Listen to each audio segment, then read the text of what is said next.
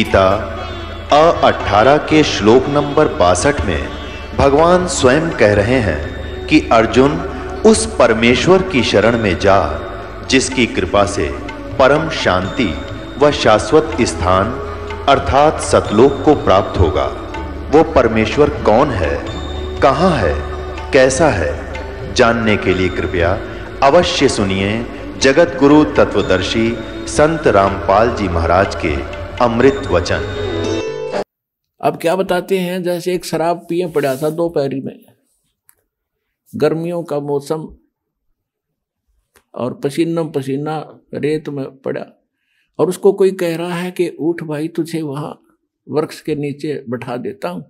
वो कहता है छोड़ दे मौज हो रही है। तो ये हालत हमारी इस काल के लोक में 36 समस्या हमारे सामने, रात में लाओ जिन्होंने कहा ठीक ठाक है, खाक ठीक ठाक है यहाँ पर। तो कहते हैं ये संसार समझदा नाही, कहंदा श्याम दोपहर नू। जलती धूप ने नोगे मौज हो रही है, कति ठंडी हवा चल है। ये संसार समझदा नाही, कहंदा श्याम दोपहर। दोपहर की आग में नोगे सीलक सी है। गरीब दास ये वक्त जात है, रोगे इस पैरे। कि याद कर रोया करोगे इस मनुष्य जीवन जो हाथ तो चलाएगा गलत साधना करके या बगैर साधना के, जैसे कुत्ता रोया कर रात में, उसका एहसास होता है कि मेरे से गलती बन गई।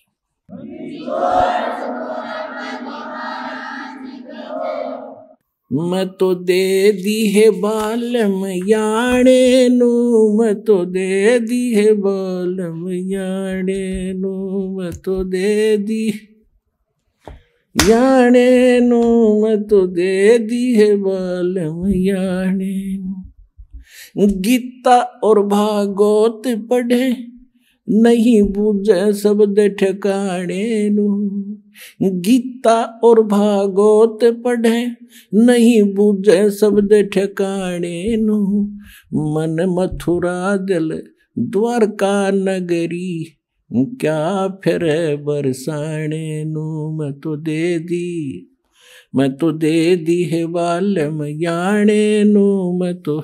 जब फुरमान धनी का आवे, को रखे घर जाने नू।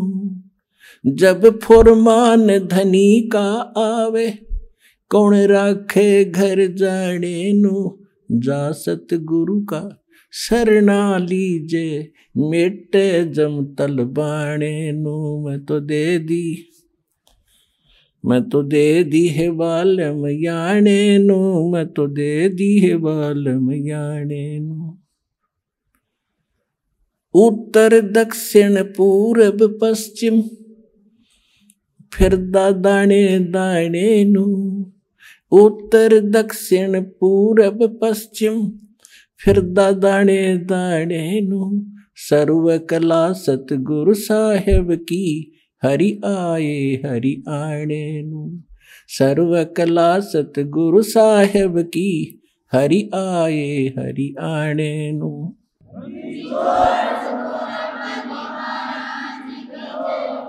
मैं तो दे दी है बालम याणे नू, मैं तो दे दी है बालम याणे नू। जम किंकर का राज कठिन है, ना वो छोड़े राजा राणे नू। जम किंकर का राज कठिन है, नहीं छोड़े राजा राणे नू। या दुनिया दा जीवन झूठा, तुम भूल गए मर जाने नू। या दुनिया दा जीवन झूठा, भूल गए मर जाने नू। मैं तो दे दी याणे नू, मैं तो दे दी है बालम याणे नू। शील संतोष विवेक विचारो, दूर करो जुल्माणे नू। शील संतोष विवेक विचारो, दूर करो जुल्माणे नू। ज्ञान दराज ध्यान दी तुरिया, कोई जाने पान रसाणे नू। मैं तो दे दी है बालम याणे नू, मैं तो दे दी है बालम याणे नू। मैं तो दे दी महल कपाट सतगुरु ने खोले, अमी महारस खाने नू। महल कपाट सतगुरु ने खोले, अमी महारस खाने नू। गरीब दास सुन भंवर उड़ावे, गगन मंडल रम जाने नू। मैं तो दे दी है बालम याने नू, मैं तो दे दी है बालम याने नू। अब क्या बता रहे हैं गरीबदास जी? गीता और भागवत पढ़े, ना बूझे शब्द ठिकाने नू। गीता पढ़ते हैं, भागवत की 7-7 दिन कथा सुनते हैं। उसमें क्या कथा है? शर्म आवा मनीब और बड़े रुचि से पढ़ा करते थे। ऐसी बेहुदी बातें उसमें लिखी हुई हैं। सभ्य समाज में पढ़कर सुनाने में भी उसमें करैक्टरहीनता, चरित्रहीनता आती है। और उसने पढ़ दे, कहते गीता पढ़े, और गीता में ज्ञान क्या लिखा है कह का नहीं पता। गीता और भागवत पढ़े, नहीं बूझ शब्द ठिकाने नु। यानी ठीक जो सत ज्ञान है उस मंत्र को ये नहीं पूछ रहे हैं। अब क्या बताते हैं? जब फुरमान धनी का आवे, को रख घर जाने नु। और जा सतगुरु का शरणा ले लो, जो मेटे जमतल बाणे नू। मैं तो दे दी। अब क्या बताते हैं कि जब तुम्हारा समय पूरा होगा मनुष्य जीवन, अब यम के दूत आपको लेने के लिए आएंगे। आप चाहे शिव के पुजारी हो, चाहे विष्णु के, चाहे माता दुर्गा और किसी के भी, चाहे ब्रह्म के और चाहे पर ब्रह्म के, आपको कोई नहीं रोक सकता। उस समय आपको जाना ही पड़ेगा। और यदि आप परमेश्वर कबीर जी की शरण में इस दास के माध्यम से आ जाओगे, परमात्मा उसको भगा देगा, छोड़ो अब ये मेरा बच्चा है, तुम इसमें कुछ नहीं मानते।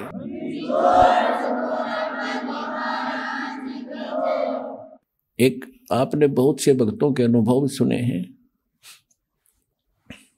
जब यम के दूत आते हैं, एक भक्त कह रहा था जी मैं सौपन सोच रहा था, रात में मेरी मृत्यु होगी।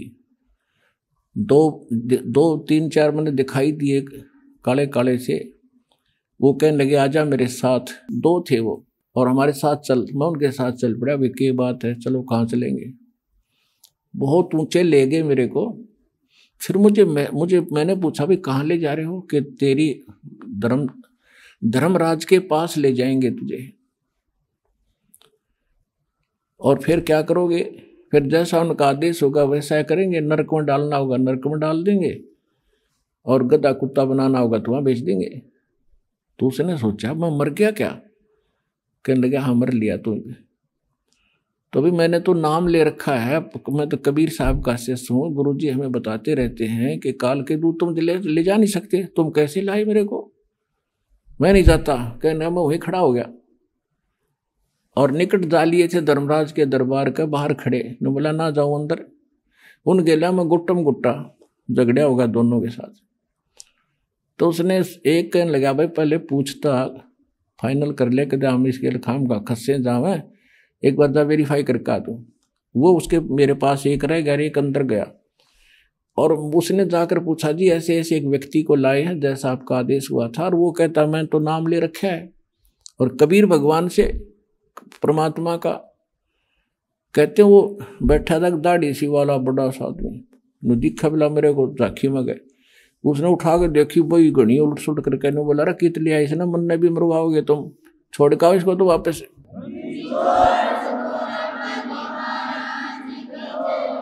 तो वहीं से पटक दिया वापस। इतना उच्च पटक दिया बेरहम होने जैसे। और मेरी घीघी बंदरी वापस आ एकदम उठा। तो काफी देर तक मेरा शरीर शिथिल था, हिल टुल नहीं रहा था, पसीना शरीर मारा।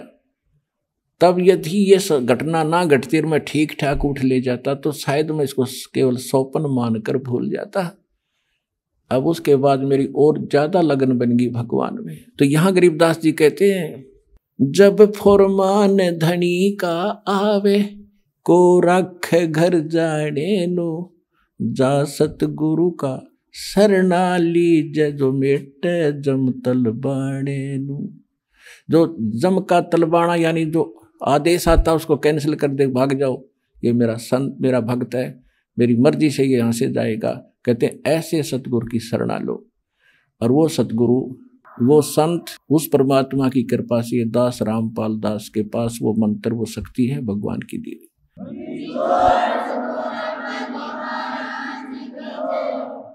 अब आगे क्या बताते हैं, उत्तर दक्षिण पूर्व पश्चिम फिरदा दाणे दाणे नू।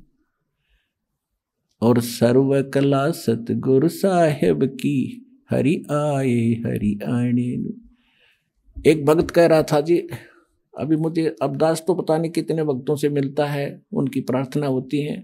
दास तो एक नौकर है, पीएन है उस परम पिता का, कबीर भगवान का।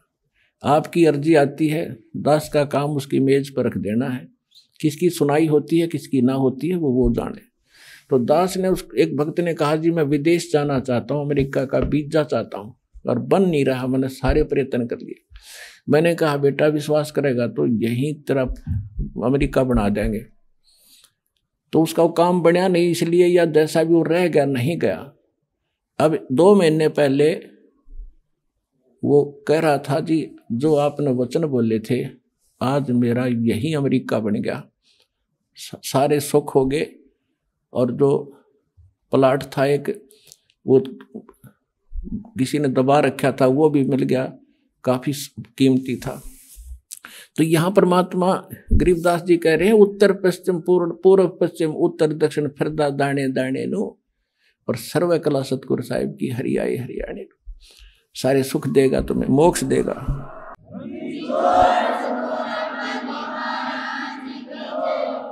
मैं तो दे दी है बाल में गूंगे नो, मैं तो दे दिए बाल में गूंगे नो।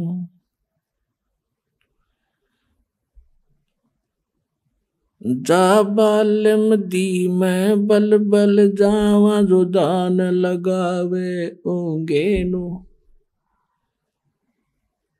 छाड़ा मूल फूल क्या तोड़े, कहाँ चढ़ावे सूंगे नो।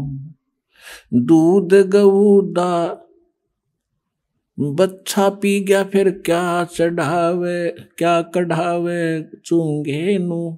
या तन देही विनस जात है, बहुर आनियो भूंगे नो।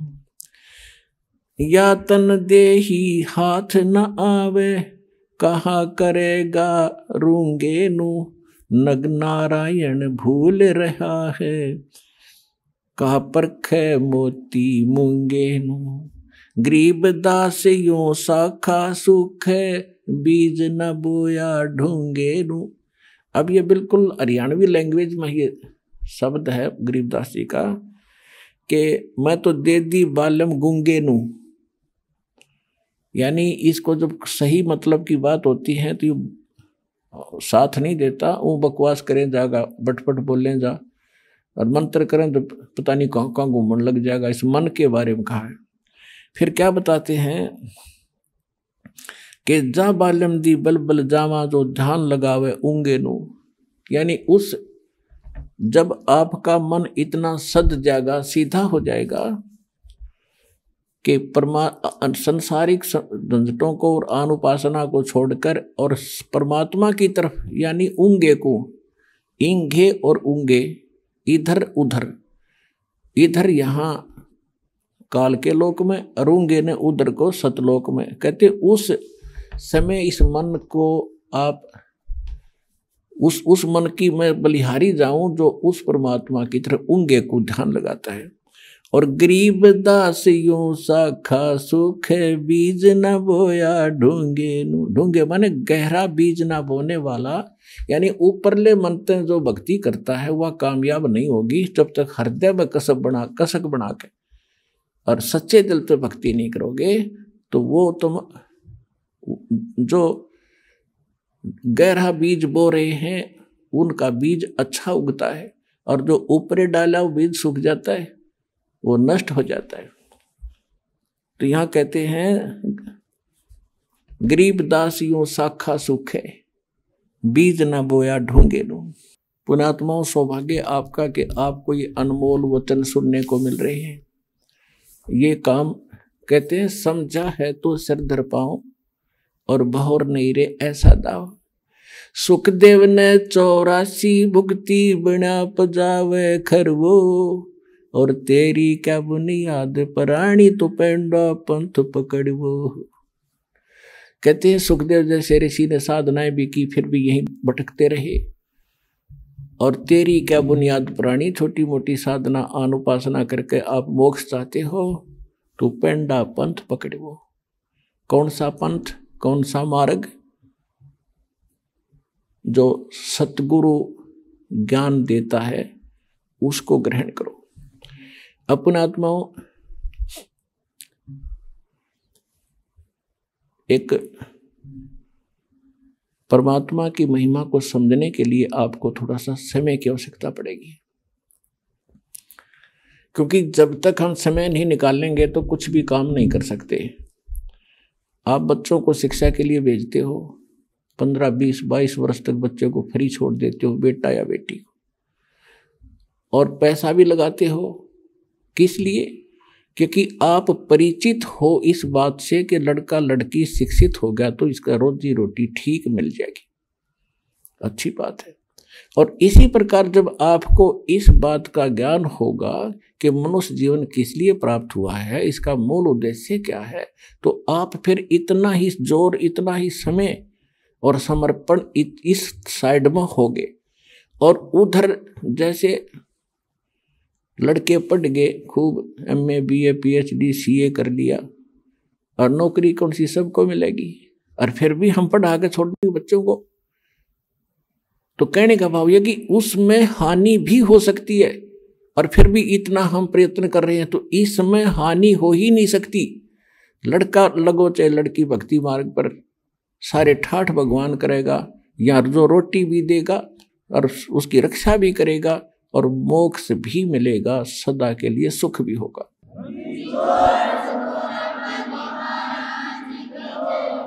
अब जैसे ये दास देख रहा है,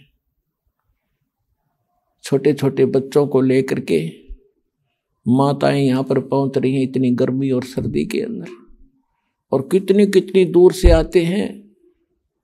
ट्रेन के अंदर कितनी भीड़ होती है, सारा साथ 2-2 दिन लग जाते हैं। दूर से आने वालों के 24-25 घंटे लग जाते हैं, 20-20 घंटे लग जाते हैं। तो ये क्यों आ रहे हैं? जैसे किसान, खासकर हरियाणा क्षेत्र में हम देखा करते थे, हमारे पिताजी और अन्य गांव के लोग, रात्रि के समय जैसे आज कितनी सर्दी है, जनवरी में कितनी सर्दी होती है, और खेत में किसान का नहर से पानी का नंबर आ जाता है रात के 12 बजे, जनवरी का महीना, और शीत लहर चल रही होती है। अब हम तो कमरे बंद करके खिड़की द्वार सारे रजाई ओढ़ कर सोना पड़ता है कि ठंड ना लग जाए, और किसान एक कंबल खेस ओढ़ के और खेत में पहुंच जाता रात के 12 बजे उसी शीत लहर में। वो बिल्कुल आलस नहीं करता, और जब उसके नंबर आता है नहर से पानी लगाने का, उस कंबल खेस को भी उतार के नीचे रख देता साइड में, और जल के अंदर घुटनों पानी में बढ़कर कस्सी से वो पानी बंद करता है। अब वो किस लिए कर रहा है ऐसा काम?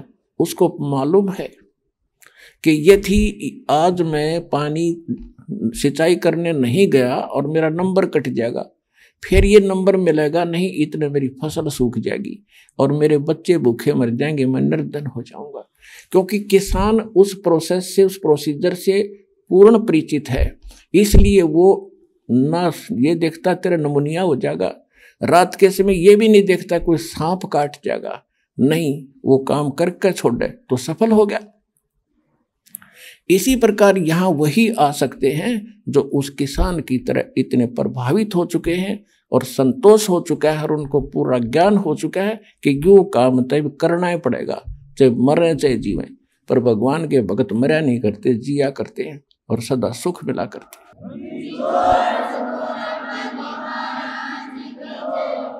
इसलिए कहा है कि ये संसार समझदा नहीं, कहंदा श्याम दोपहरे नू, गरीबदास ये वक्त जाते रोगे इस पैरे नू। समझा है तो सिर धर पाओ और बहोर नहीं रह सकता। अपने भाई बहनों को भी समझाओ, सारे संसार में ज्ञान फैलाओ, सारा विश्व सुखी होगा, सबको मोक्ष मिलेगा। ये वो टाइम आ गया है।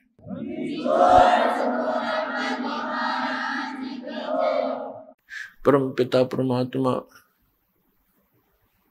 सर्वशक्तिमान सर्व उत्पादक प्रभु कबीर साहिब जी, कबीर परमेश्वर जी, ये हमारे इष्ट देव हैं, ये हमारे जनक हैं, यही हमारे सर्वम है।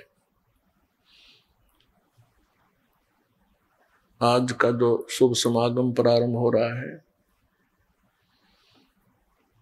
ये किस उपलक्ष्य में है, ये जानकारी आप जी को देते हैं। इस शुभ समागम का प्रारंभ परमात्मा के यहाँ पृथ्वी पर प्रकट होने के उपलक्ष्य में किया जा रहा है। ये आने वाली ज्येष्ठ सुदी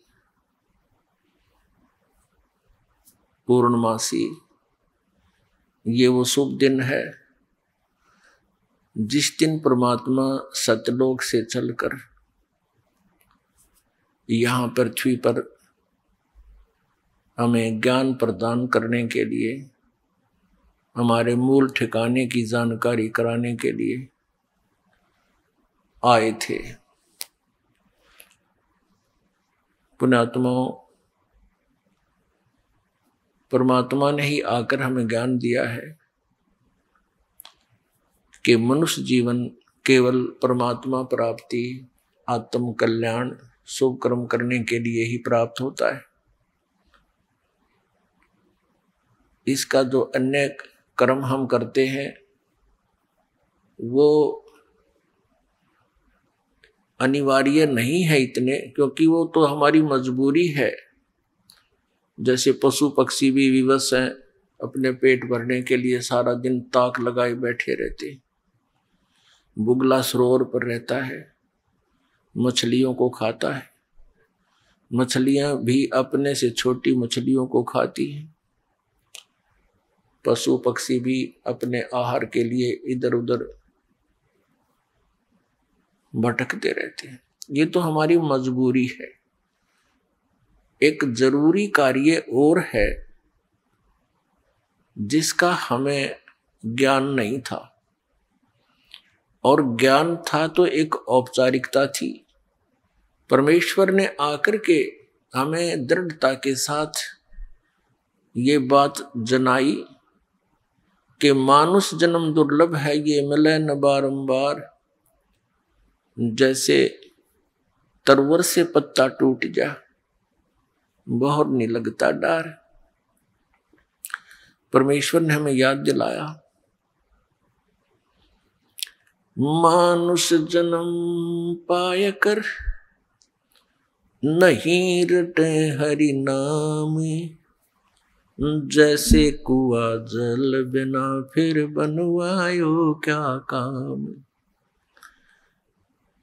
परमेश्वर ने कितनी गहरी बात कही, कबीर भगवान ने, परमेश्वर कबीर साहिब जी ने, कि मनुष्य जीवन, मानव शरीर आपका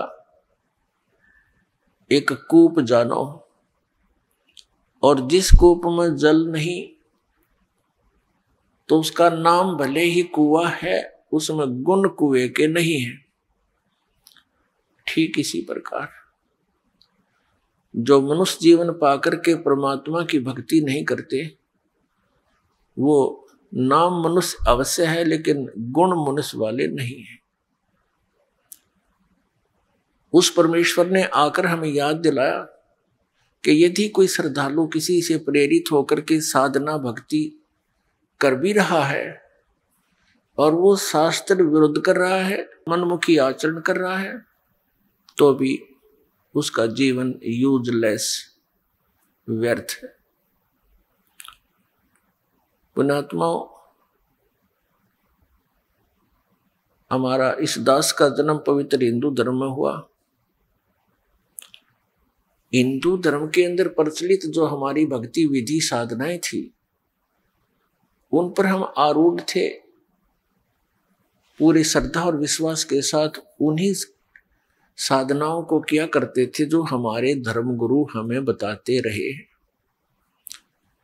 और वो धर्मगुरु हमें ये भी कहते रहे कि हम तुम्हें जो ज्ञान दे रहे हैं ये सभी सदग्रंथों में प्रमाणित है, वहीं से हम आपको सुना रहे।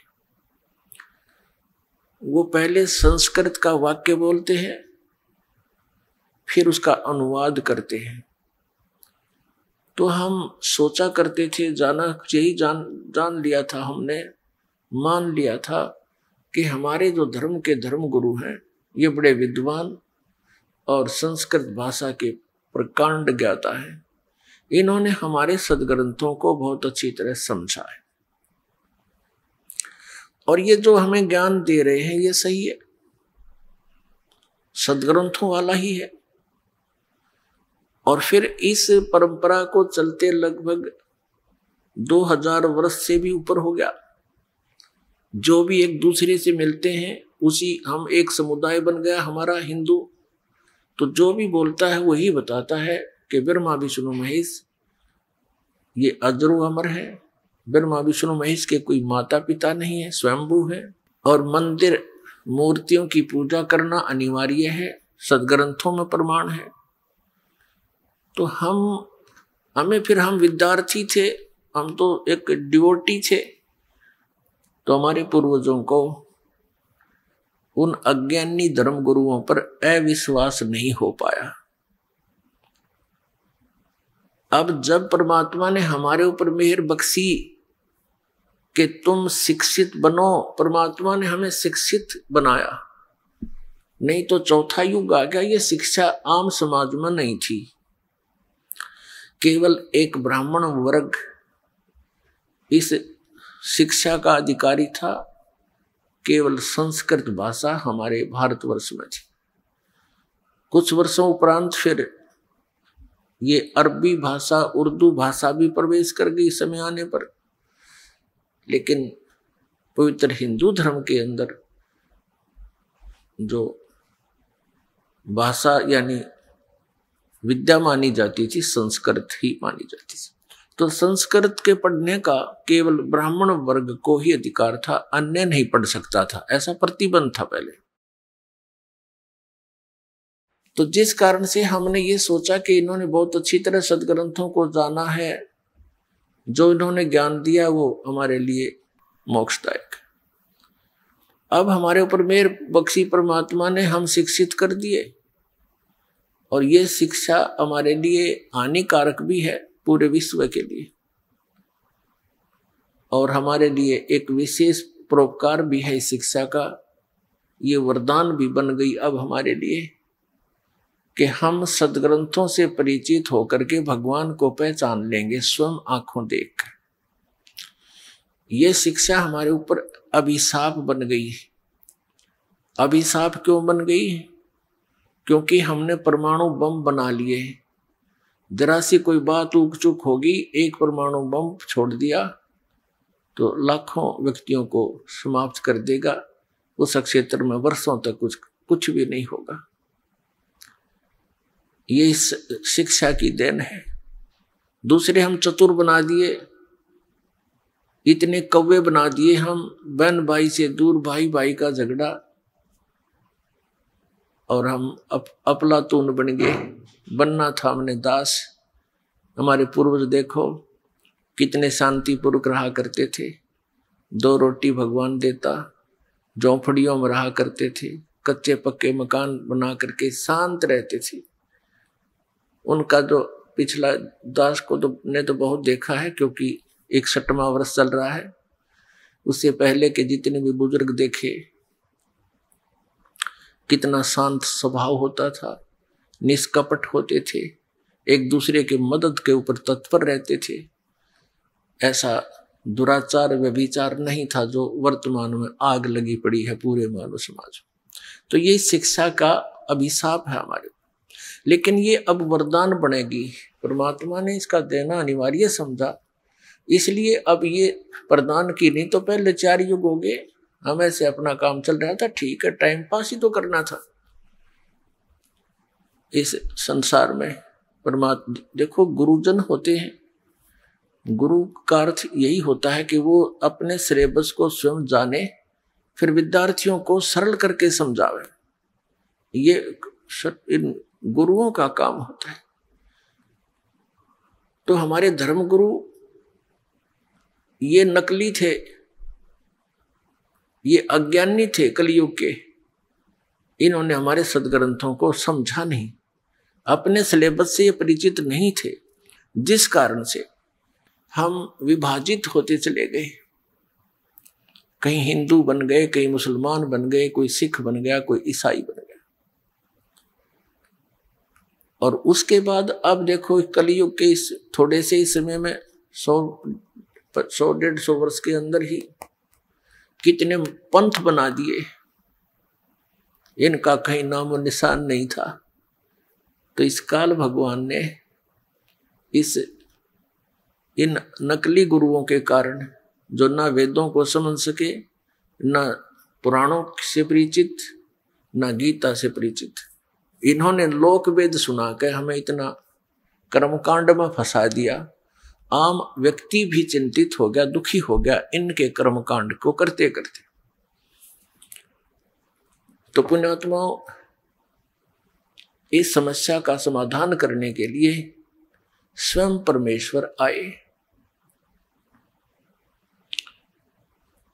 ये परमात्मा चारों युगों में आते हैं। ये हमारे पिता हैं, ये हमारे हमदर्द हैं, ये हमारे मूल मालिक हैं। हम इनकी संतान हैं। अपनी संतान की चिंता माता पिता को ही हो सकती है। दूसरे ठीक है, नेक आत्माएं हैं, थोड़ी बहुत देर हमदर्दी दिखा सकते हैं, लेकिन परमानेंटली वो उनके साथ नहीं रह सकते।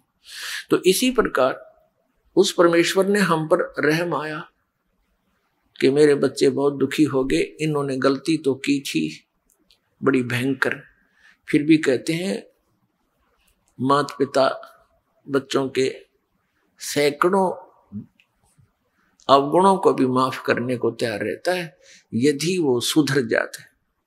तो उसी दृष्टिकोण से परमात्मा यहाँ आते हैं कि हो सकता है इनकी बुद्धि ठिकाना आगी होई बे और ये मान जाए मेरी बात को और चल पड़े सतलोक को, जहाँ इनको कोई कष्ट नहीं, कोई दुख नहीं, कोई जन्म और मृत्यु नहीं। अब पुण्यात्मा, इस काल भगवान ने ऐसा कमाल कर दिया, ये नकली पंथ चलवा दिए, सतलोक की महिमा गाने वाले और भक्ति बताने वाले। इनको सतलोक का पता नहीं, इनको उस परमात्मा की भक्ति विधि का ज्ञान नहीं, और करोड़ों व्यक्तियों को गुमराह करके शांत बैठा दिए, निश्चिंत कर दिए। क्योंकि एक परंपरा पड़ गई 100 वर्ष 150 वर्ष से, जो 50-60 वर्ष से कोई पंथ चल पड़ा, तो उसके बच्चे तो अपने माता पिता के साथ बचपन से ही वहां जाते रहते हैं, आते रहते हैं। जैसा भी उन्होंने ज्ञान दिया उसको ग्रहण कर लिया, नो ऑब्जेक्शन। जैसा कि हम हिंदू धर्म में जन्म होने के कारण हम अपनी परंपरागत साधनाओं को माता पिता के साथ जहाँ भी मंदिरों में जाते, तीर्थों पे जाते, हम उन्हीं को फाइनल मान लिया था और संतुष्ट थे। तो ये इतनी जटिल समस्या कर दी इन अज्ञानी ऋषियों ने, महर्षियों ने, गुरुओं ने, मंडलेश्वरों और इन आचार्यों ने, कि हमारे ये समझ में नहीं आ रहा कि कौन ठीक है कौन गलत है। सब अपनी अपनी डफली पीट रहे हैं। कोई कहता इन 5 नामों से मोक्ष है, कोई कहता हरे राम हरे कृष्ण से मोक्ष है, कोई कहता 3 नाम है, कोई 5 नाम बताता है, ओंकार निरंकार ज्योति निरंजन ये सतनाम आदि, कोई अकाल मूर्त सब स्वरूपी राम सतपुरुष ये मंत्र दे रखे बच्चों के खिलौने। ये कई प्रमाण नहीं, किसी संत के इतिहास में नहीं जिन्होंने भगवान पाया हो, ना किसी ग्रंथ में, ना संत मते के इतिहास में। संत मता परमेश्वर कबीर साहब से चला, और ये सब संत मानते हैं, पंथ मानते हैं कि कबीर साहब से पहले संत मता नहीं था। वो 600 वर्ष पहले से संत मता और ये 100 वर्ष पहले से चला हुआ अपना मन मता, मनमुखी साधनाएं कर रहे हैं लोग। तो इन सब का निवारण करने के लिए परमात्मा को स्वयं ही आना पड़ता है। अभी जो जितने भी गुरु हैं, धर्मगुरु हैं, आचार्य हैं, शंकराचार्य हैं या कोई और मंडलेश्वर महंत है, ये परमात्मा के बच्चे बहुत अच्छे बच्चों में से हैं, यानी पुण्य आत्माओं में से हैं। और ये धनी थे भक्ति के,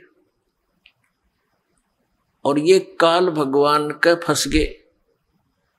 इस काल भगवान ने इनको अपने कब्जे में ले लिया, इनको इतना मिसगाइड और प्रभु बना दिया, इतना इनको मिसगाइड कर दिया, भ्रमित कर दिया, अज्ञान बरवा दिया। और फिर इनका रिमोट अपने हाथ में रखता है। तो इन पुण्यात्माओं ने करोड़ों जीवों को अपने सदग्रंथों से हटकर लोक वेद सुना दिया। आप भी पाप के भागी बने, भगवान के बच्चों को मिसगाइड करने का इन्होंने भार सिर पर ले लिया। इनकी वो दुर्गति होगी, आगे चलकर देख लेना पुण्यात्मा। आप तो अभी नहीं समझ पाओगे इस अध्यात्म ज्ञान को, क्योंकि दास इस मार्ग का मास्टर है, अच्छी तरह इस सदग्रंथों को समझा है, परमात्मा ने ज्ञान दिया है, दिव्य दृष्टि यानी दास का ज्ञान योग खोला है। आगे चल के इन नकली गुरु मंडलेश्वरों, आचार्यों, शंकराचार्यों की वह दुर्गति होगी, इनको नरक में ठोका जाएगा। क्योंकि परमात्मा के विधान को त्याग कर अपना मता चलाना, ये संविधान तोड़कर चलने वाली बात है। तो संविधान का उल्लंघन करने वाला वो पाप का भागी और दंड का अधिकारी होता है।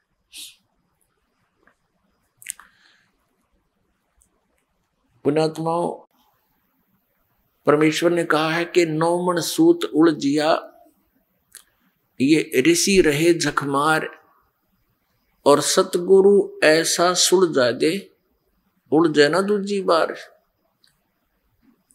परमात्मा ने, कबीर परमेश्वर जी कपड़ा बुना करते थे, सूत होता था एक रील धागे की, वो इतनी मोटी हुआ करती, और वो धागा यदि उलझ जाता तो उसको सुलझाना बड़ा कठिन होता था। एक तो ये ध्यान रखना पड़ता था कि ये इसमें कोई कट ना हो जा, कट लगने से फिर गांठ पड़ेगी, गांठ पड़ने से वो रेजा ठीक कपड़ा बना नहीं, और फिर उसकी कीमत नहीं मिले, वो दिहाड़ी मिले नहीं। जिस कारण से जुलाहे बहुत सावधानी से उनको सुलझा करते थे। यदि 1 किलोग्राम सूत यानी 1 सेर सूत उलझ जाता तो 2-3 दिन लग जाते थे उसको सुलझाने में, तो उनकी 2-3 दिन की झाड़ी व्यर्थ जाती थी। और परमात्मा कहते हैं कि ये तो 9 मन सूत उलझा दिया, 1 मन में 40 सेर, 40 किलोग्राम। कहते इतना सूत उलझा दिया, यो अध्यात्म मार्ग का 9 मन सूत उलझिया, ये ऋषि रहे झकमार, और सतगुरु ऐसा सुलझा दे, उलझे ना दूजी बार। अब परमात्मा कबीर परमेश्वर जी वो ही लीला करने आते हैं, एक तत्वदर्शी संत की, एक सतगुरु की। पुण्यात्माओं, यह अध्यात्म मार्ग है। आप इस अध्यात्म मार्ग के विद्यार्थी हो, आप स्टूडेंट हो, ये दास टीचर है। और जिन टीचर्स के पास, जिन अध्यापकों के पास आप पढ़कर आए हो, वो अध्यापक नहीं थे, आपको कति अज्ञान से भर दिया। अब एक तो दया करना इस दास पे कि जो दास बोल रहा है उस बात को हृदय में समा लेना।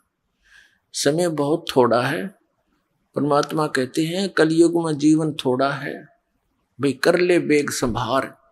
यानी जल्दी संभल जा। और योग साधना या हठ योग और कान बंद करके कहते ये नहीं बने, केवल नाम आधार। आप जी ने जो ज्ञान सुना हुआ है वो बिल्कुल व्यर्थ है, उसको उससे आप रंगे हुए। तो अब दास चाहता है कि आपको ABC से शुरू करेगा, क्योंकि एक सामूहिक एक शिक्षा सथल है ये। इसमें प्रथम कक्षा के बच्चे भी आते हैं, प्रथम बार श्रोता भी आते हैं, और वो बच्चे भी वो भी भक्त होते हैं जो बहुत दिनों से लगे हुए हैं। तो ये एक ऐसा सत्संग किया जाता है जो सबके लिए सामूहिक असर करेगा। पहले वालों को भी ज्ञान बताया जाएगा, और जो पुराने बच्चे हैं, भक्त हैं, बहन बेटी हैं, उनको भी इसी के माध्यम से संदेश दिया जाएगा परमेश्वर का। तो परमात्मा ने आकर के हमें क्या ज्ञान दिया, वो स्वयं आते हैं, एक तत्वदर्शी संत की भूमिका करते हैं। अपने आत्माओं, हमारे पुरातन ग्रंथ हैं, पवित्र चारों वेद, पवित्र श्रीमद् भगवत गीता, पवित्र 18 पुराण और महाभारत आदि, ये सबसे पुरातन ग्रंथ हैं अपने मानव समाज के। उसके बाद फिर अलग से जैसे ईसाई धर्म, ईसाजी के पद चिन्हों पर चलने वालों को ईसाई कहने लगे। उन लोगों ने इन ग्रंथों को नहीं जाना। जो भी संदेश उनको आकाशवाणी से या किसी फरिश्ते से प्राप्त हुआ, उसी को सत्य मानकर उन्होंने आगे प्रचार प्रारंभ कर दिया। उनके आधार से फिर उनके अनुभव और आने वालों के अनुभव से एक पुस्तक बन गई, पवित्र पुस्तक, जैसे पवित्र बाइबल ग्रंथ कहा जाता है। और इसी प्रकार मुसलमान धर्म का जो ग्रंथ है कुरान शरीफ, ये भी हजरत मोहम्मद जी को, जो मुसलमान धर्म का प्रवर्तक माना जाता है, इनको जैसे कोई फरिश्ता आया, उसने ज्ञान सुनाया, आकाशवाणी हुई, या कुछ वे बोलते थे, वे आती हैं। वे कैसे आती हैं? जैसे कोई हजरत मोहम्मद कपड़ा ओढ़ कर लेट जाते थे और अंदर से फिर उसके शरीर से कोई आवाज आती थी, वो लिपिबद्ध की जाती थी, उसको वे बोलते। हम उसको कहते हैं जैसे काल भगवान श्री कृष्ण में प्रवेश करके गीता बोल गया, ऐसे ही कोई फरिश्ता उसमें प्रवेश करके इस कुरान शरीफ का ज्ञान देकर चला गया, उनको लिपिबद्ध किया गया। तो हम अब क्या हुआ कि हमारे जो पुरातन ग्रंथ थे, वेद और गीता पुराण, ये संस्कृत भाषा में थे। संस्कृत भाषा को केवल एक ही वर्ग के पढ़ने का आदेश था, एक ही वर्ग इसको पढ़ सकता था, ब्राह्मण, जैसा कि आपको पहले बता। तो वो इस अध्यात्म ज्ञान से परिचित नहीं थे, संस्कृत अवश्य जानते थे, अच्छे ज्ञाता थे, व्याकरण भी अच्छी शुद्ध बोलते थे, उच्चारण पर ही ज्यादा जोर देते थे, शास्त्रार्थ उनके आपस में ही होता था। किसी ने अशुद्ध व्याकरण भी बोल दिया, उसी पर ताड़ी पीट देते थे, उसको पराजित था और विजयी ऐसे ही किया जाता था। श्रोता जो होते थे वो अशिक्षित होते थे, जो संस्कृत भाषा जानते नहीं, और दो संस्कृत के ज्ञाता विद्वान कहलाने वाले बैठ करके आपस में अपनी संस्कृत में ही भाषा बोला करते थे, शुद्ध उच्चारण के साथ। और जिसने अत्यधिक संस्कृत बोल दी, डाटा नहीं डटा, जिसने घनी घोट रखी हो, तो श्रोता उसको विजयी कर देते थे ताड़ी पीट कर, और वो विजयी सिद्ध हो जाता था, चाहे वो किसा अज्ञानी हो। ऐसे ये एक दूसरे में मंडलेश्वर सिद्ध हो गए, और इनको कख नहीं पता था अध्यात्म मार्ग का। तो आज दया करी भगवान ने, प्रथम तो ये रजा करी कि हमें शिक्षा दी, जो कि ना देनी चाहिए थी वो भी देनी पड़ी। हमारे को इस नरक से निकालने के लिए भले ही हम एक बार, अब जैसे बाल्टी निकालनी होती है कुएं से पानी, तो रस्से के बांध कर उसको कुएं में पटका जाता है, उसको डबोया जाता है पहले और फिर खींचा जाता है तो कुछ जल लेकर आए। तो ऐसे हमें परमात्मा ने इसमें डबोया इस शिक्षा के अंदर, और फिर इससे ये अनमोल रत्न निकाल कर हमारे सामने रख दिया। और अब हम किसी के दंत कथा पर विश्वास नहीं करेंगे, अपने सदग्रंथों को ही आधार मानकर साधना भक्ति करेंगे। श्रीमद् भगवत गीता अध्याय नंबर 16 के श्लोक 23-24 में कहा कि अर्जुन, शास्त्र विधि को त्याग कर जो मनमाना आचरण करते हैं, यानी मनमानी पूजाएं करते हैं जो सदग्रंथों में वर्णित नहीं है, तो वो अपना जीवन नाश कर रहे हैं। उनको न तो कोई सुख प्राप्त हो, न उनकी सिद्धि हो, और न ही उनको कोई परम गति प्राप्त हो, अर्थात व्यर्थ। फिर 24वें श्लोक में कहा कि अर्जुन, इससे तेरे लिए इस कर्तव्य और अकर्तव्य की अवस्था में, यानी कौन सी साधना करनी चाहिए कौन सी ना करनी चाहिए, शास्त्र ही प्रमाण है। इसलिए तू शास्त्रों को आधार मानकर भक्ति करना, किसी के लोक वेद पर विश्वास मत करना। तो पुण्यात्मा, हमारे को सारा ही लोक वेद सुना रखा था। अब लोक वेद किसे कहते हैं? परमेश्वर ने इस सत्य ज्ञान को हमें हजम कराने के लिए अपने ही ऊपर सब प्रमाण उदाहरण दिए। क्या बताया? पीछे लग गया जाऊं था मैं लोक वेद के साथ, रास्ते में सतगुरु मिले दीपक दे दिया हाथ। क्या बताते हैं भगवान?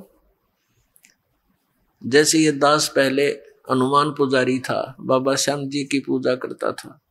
भगवान श्री कृष्ण विष्णु एक विशेष इष्ट थे, विशेष श्रद्धा थी इनमें, और साथ साथ में भगवान शंकर, भगवान गणेश, माता गौरी, लक्ष्मी माता, दुर्गा माता, यानी जो भी देवता सुप्रसिद्ध से होते थे, हम सभी की आड़ लेते थे, सभी की पूजा करते थे, सबसे ही अर्ज किया करते थे, कोई सुख या दुख की झलक होती थी।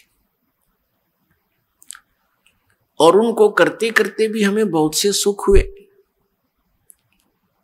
जैसे बच्चा पढ़ता है, शिक्षा में सफल हुआ, परीक्षा में सफल हुआ, तो अपने हनुमान जी की जय हो, बाबा श्याम जी की जय हो, भगवान कृष्ण ने बड़ी दया करी, ये तो संकट मोचन ही है हनुमान जी, तो भगवान कृष्ण जी ने ऐसे दया कर दी। तो बच्चों को, हम बच्चे थे जैसा भी, यही हमें बहुत था कि हमारे इन भगवानों ने हमें पास कर दिया, सफल किया। फिर सर्विस प्राप्त हुई, अपने इन्हीं भगवानों के शुक्र मनाए।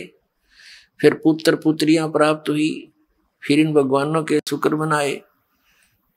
और ऐसे सुख जो हो रहे थे, हम सोच रहे थे ये भगवान श्री कृष्ण, भगवान विष्णु, भगवान हनुमान जी, श्री हनुमान जी और बाबा श्याम जी दे रहे हैं।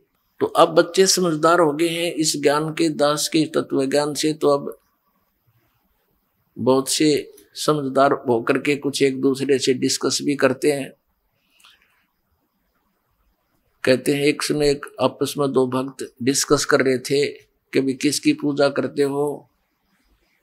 एक कहने लगा मैं बाबा हनुमान जी की, लाल लंगोटे वाले की।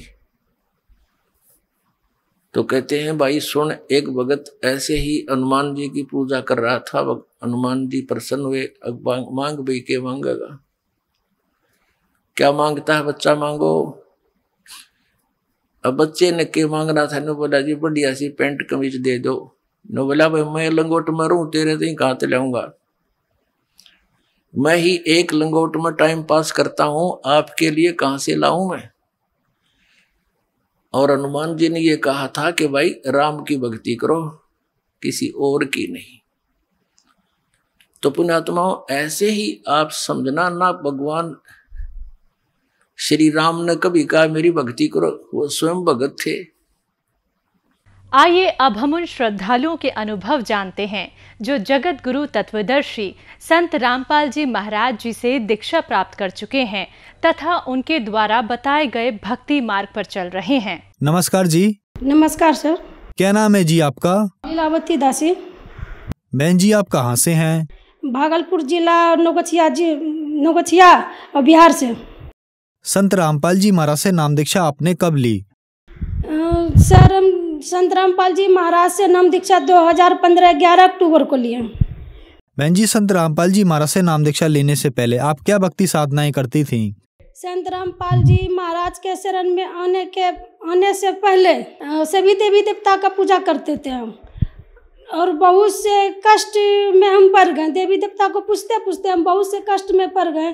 तब हमें कोई मतलब कि गोपाल दास मिला, बोला क्या चाची, हम आंटी लगते थे, बोला कि चाची तुम 5 साल से बीमार हो तो ये संत रामपाल जी से दीक्षा ले लो। तो हम बोले कि संत रामपाल जी से यदि दीक्षा ले लेंगे तो हम पूरी तरह से ठीक हो जाएंगे। तो वह भगत जी बोले, गोपाल दास बोले कि हाँ चाची तुम ठीक हो जाओगे। तो हम 2015 11 अक्टूबर को नाम दीक्षा ले लिए संत रामपाल जी महाराज से। संत रामपाल जी महाराज से नाम दीक्षा लेने के बाद क्या आपको लाभ भी मिले? संत रामपाल जी के शरण में आने के बाद हमको तो ये लाभ हुए, जो हम 5 साल से बीमार थे, हमारा जो है दिमाग जो माथा काम नहीं करता था और कोई भी काम करते थे आदास मेरी चली जाती थी। 5 साल से दवाई खाते थे, जो भी पैसा हम कमाते थे डॉक्टर के पीछे लगाते थे, और दवाई जब मेरी ख़त्म होने लगती थी तो हम सोचने लगते थे अब तो मेरी 5 दिन की दवाई है, अब तो हम कैसे जिएंगे। हम तो फिर जितना बीमार पहले से थे फिर हम उतना बीमार हो जाते थे। फिर संत रामपाल जी महाराज के से दीक्षा लिए तब हम ठीक हुए। हमारा लड़का अनुज दास है, उसका जो है ना लीवर पूरी तरह से डैमेज हो चुकी थी, और भागलपुर में डॉक्टर से दिखाए और कई डॉक्टर से दिखाए, उन्होंने बोला कि ये यहाँ ठीक नहीं हो सकता है, इसको पटना ले जाओ। जब हम पटना ले गए सर तो वहाँ भी आईसीयू में हमारे लड़के को भर्ती किए। डॉक्टर आए तो कुछ नहीं बोले, बोलते डॉक्टर क्या हुआ है, बोलता कि इसकी रिपोर्ट तो पॉजिटिव आ रही है, नेगेटिव तो आ नहीं रही, हम क्या बता सकते हैं। तो हम परमात्मा गुरु जी बंदी छोड़ संत रामपाल जी से अरदास लगाए तो गुरु संत रामपाल जी महाराज ने बोले कि बेटा कोई चिंता करने की बात नहीं है। हमने सोचे क्या, अब परमात्मा गुरु जी संत रामपाल जी महाराज बोल दिए कि बेटा आप कोई चिंता करने की बात नहीं है। तो हमें याद आती है कि संत रामपाल जी तो अपने वचन में बोलते हैं कि जब वह हंसा धनी के हो जाए तो सब चिंता मिट जावे। तो हम तो उस बंदी छोर संत रामपाल जी के शरण में आ चुके थे।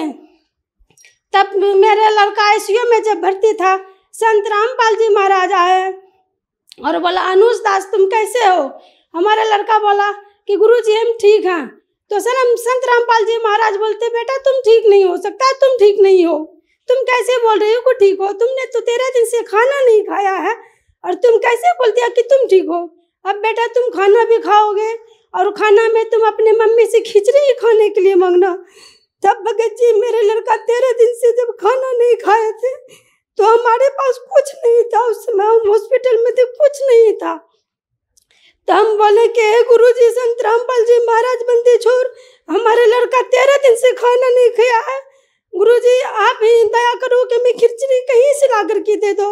आपने तो बता रखा हमारे लड़के के को कि बेटा तुम खिचड़ी खाना।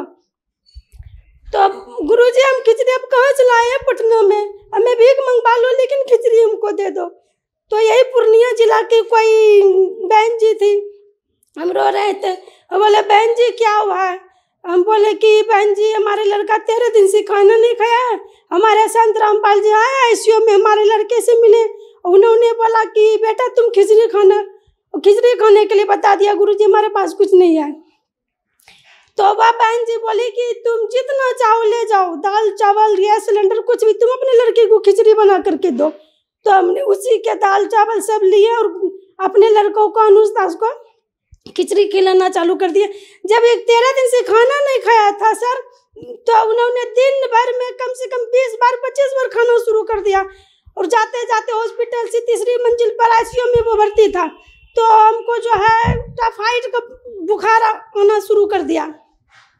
उस लड़के की वजह से नीचे ऊपर करते करते टाइफाइड बुखार आ गया। अब हमारा शरीर भी काम नहीं करने लगा। हम बोले पर गुरुजी आप किसी तरह से दया करो मालिक, अब हमारा भी तबीयत खराब हो चुका है। परमात्मा को फिर अरदास लगाए। परमात्मा बोला कि बेटा चिंता करने का कोई बात नहीं है, परमात्मा दया कर दी है, सब ठीक हो जाएगा। तो हमारे उसी समय आईसीयू से लड़का उठा और बाहर दौड़ना चालू कर दिया। उसी समय गुरु संत रामपाल जी महाराज आशीर्वाद दिए और मेरा लड़का उसी दिन से ठीक होना चालू कर दिया। गुरु सर जी आज हमारे लड़का वो हमारे साथ आया है, उसको दर्शन दिया हमारे लड़के को। डॉक्टर ने फिर बोला कि आपका लड़का तो ठीक होना चालू कर दिया, अब तुम घर जा सकती हो 8 दिन में। तो 8 दिन में मेरा लड़का आईसीयू में ठीक हो गया। सर मैं ये रिपोर्ट लाई हूँ लीवर का, जो पूरी तरह से लीवर जो डैमेज हो चुकी थी। संत रामपाल जी की कृपा से लीवर वो ठीक हो गया। और ये जो है सर एक ही दिन का इतना जो है ना लीवर बढ़ गया था डैमेज, एक दिन का ये रिपोर्ट है सर। ये फर्स्ट दिन का था पहले समय का, और ये फिर रिपोर्ट जो है दूसरे समय का है। ये रिपोर्ट में फिर इतना बढ़ गया लीवर, इसके बचने की तो कोई उम्मीद नहीं थी।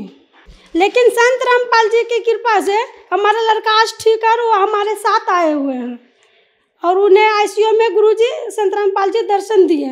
और तीसरा लाभ भगत जी ये हुआ कि हमारा पति जो है सीढ़ी से गिर गया था, ये माथा ये फ्रैक्चर हो चुका है, इसमें नाक का हड्डी टूट चुका, नाक से ब्लड और मुंह से ब्लड जाने लगा। हम तो बोले परमात्मा हम तो गए, अब कहीं का नहीं रहे। और सब लोग कहने लगे कि ये संत रामपाल जी के शरण में आने के बाद भी ऐसे होने लगे। बोले कि ऐसा मत कहो हमारे गुरुजी को। तो फिर गुरुजी से हम प्रार्थना किए तो गुरुजी ने फिर यही बात बोलता है अरदास में कि बेटा चिंता करने की कोई बात नहीं है। तो हमारे भगत जी फिर ठीक हो गए। और फिर 21 मार्च 2020 में फिर नाक से ब्लड चलना चालू कर दिया। 1 किलो 1.5 किलो लगभग ब्लड चल गया नाक से हमारे भगत जी को। फिर बोले परमात्मा हम तो फिर गए, मालिक किसी तरह से दया कर दो मालिक, हमारे पति के ही घर चलता है, भरोसे घर चलता है मालिक, आप किसी तरह से दया कर दो।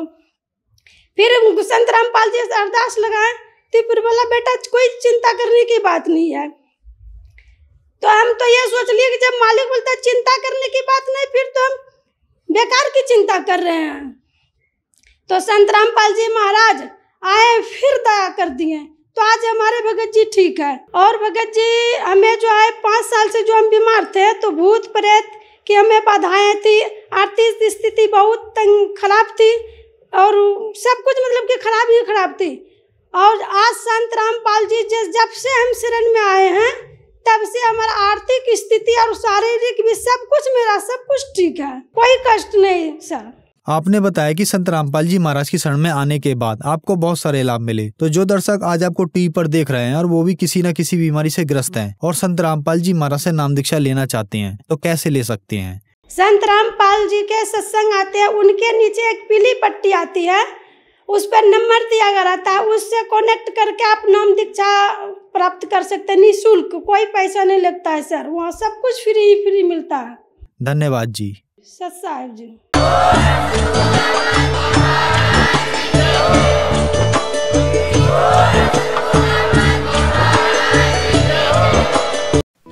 आप सुन रहे थे जगत गुरु तत्वदर्शी संत रामपाल जी महाराज के मंगल प्रवचन। अधिक जानकारी के लिए संपर्क करें